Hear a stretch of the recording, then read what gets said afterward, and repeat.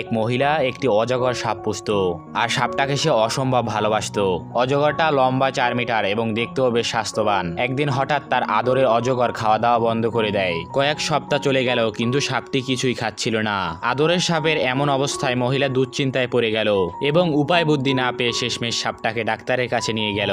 Doctor সাহেব সব কথা মনোযোগ দিয়ে শুনলো। তারপর সে জিজ্ঞাসা করলো, সাপটা কি রাতে আপনার সাথে ঘুমায়? মহিলা উত্তর দিল, হ্যাঁ। ডাক্তার বলল, ঘুমানোর সময় কি এটা আস্তে আস্তে আপনার কাছে আসে? মহিলা বলল, হ্যাঁ। তারপর আস্তে আস্তে আপনাকে চারপাশে মুড়িয়ে ধরে?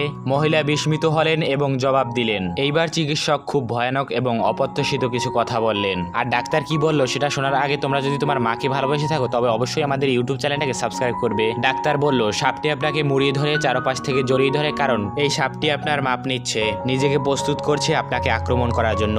আর হ্যাঁ, সে খাওয়া দাওয়া বন্ধ করেছে কারণ যথেষ্ট জায়গা খালি করতে, যাতে সহজেই আপনাকে হজম করতে পারে।